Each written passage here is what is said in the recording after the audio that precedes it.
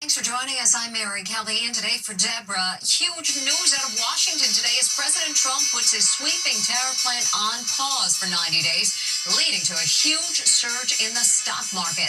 While yesterday millions of Americans were crying over their retirement accounts, today they could exhale a little bit as the Dow shot back up. So did the president blink, or was it the art of the deal? Here's Stephen Fabian. What a ride. The Dow right now shooting up over 2,000 points. Look at that. Wow. This is a shocking turn of events.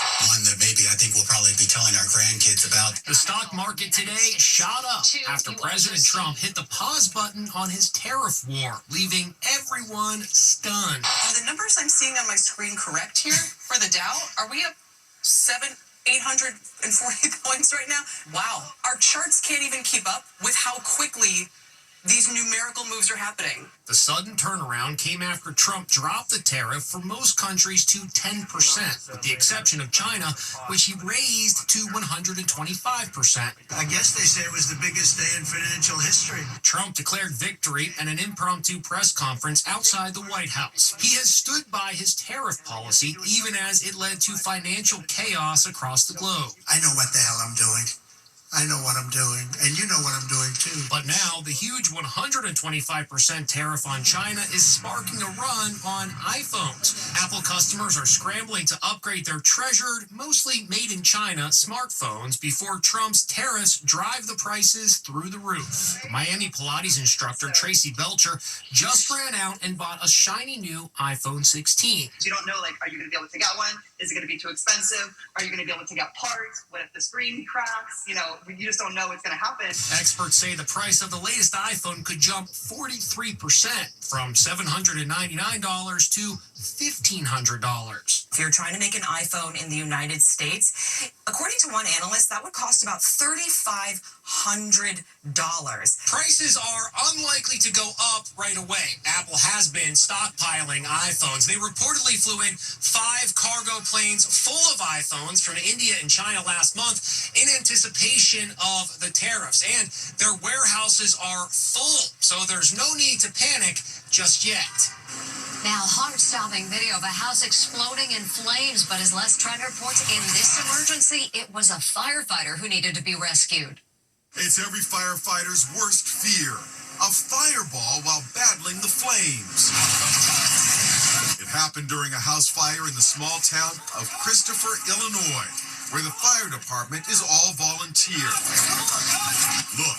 One of the volunteers is standing on the front porch. Suddenly, a whoosh of flames from the second floor window. The house begins to collapse. The body cam goes shaky as firefighters and neighbors rush to save him.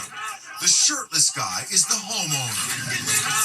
42-year-old Richard Jackson is trapped under heavy debris. It's a race against the clock as they use their bare hands to lift the roof off the volunteer's body.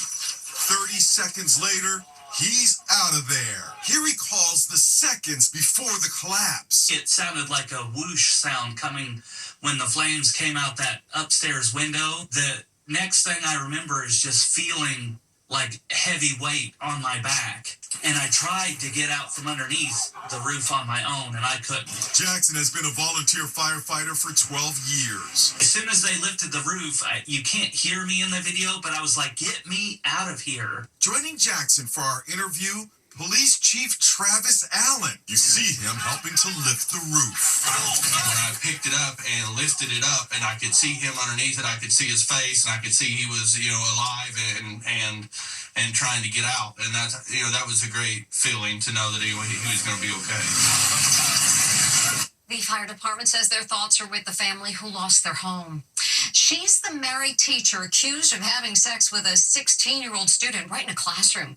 Now we're learning she kept a torn diary on her phone in which she allegedly expressed hope the affair would keep going well after the student graduated. Amber Cogliano has more. Christina? The teacher accused of having an affair with her student apparently kept a secret diary with explicit details of their relationship. The The diary was discovered in the notes section of Christina Formella's iPhone. I warned you we should never have started dating a long time ago, she writes. I'm the best thing you'll ever have, even with all of my mistakes. The teacher denies she ever had sex with the 16-year-old student. She says her diary was an outlet for her anxiety. Detectives also say that she told her husband that the student was stalking her. But her husband is apparently not backing her story. Court papers say he told detectives he knows nothing about the student beyond his status as a soccer player. Is she going somewhere? Her husband was a passenger in the car when she was pulled over by police in a Chicago suburb. I don't understand what's going on here. I get it. You can go grab your things. Can you come with me? Yes. Christina married her college sweetheart in a lavish wedding in Italy 6 months after the alleged affair with the student began. The morning of her arrest, she allegedly wrote this about the student in her diary. I said we should break up until after the wedding and after you graduated. And every single blank time you came back and convinced me it would be fine. You ruined us. The teacher faces 2 counts of aggravated criminal sexual assault. It was the crime that shocked the nation. 2 young friends savagely murdered near an old railroad bridge in Delphi, Indiana. Now we are seeing video from the convicted killer's interrogation, and for the first time we hear his voice saying much more than just down the hill. At one point, his wife joins him and gets a last kiss before he's taken away. It's just released video of the man accused of killing 2 girls hugging his wife, who can't believe he's committed such an unspeakable crime. It's all right, baby. The video was recorded as Richard Allen was being questioned by police in the slayings of best friends Libby German and Abby Williams in Delphi, Indiana. I love you. Allen tells his wife Kathy he's innocent. I didn't murder anybody. I didn't help somebody murder anybody. The girls were found slain on this hiking trail across an abandoned railway bridge in 2017. They shot this image of a suspect and recorded his voice. Were you on the bridge? I told them I was on the bridge. I went out to the first trestle. Oh, okay. That first I thing don't that... remember you telling me that. Cops have just informed Allen, who worked at a local CVS, that a bullet found at the murder scene has been traced to his gun. Is his wife beginning to wonder if he did it? How did a bullet from your gun get out there? I don't know, honey. Because they said it came from our gun. I know that's what they believe me, that's what they're telling me. But how did it get there? I don't know. There's 2 explanations.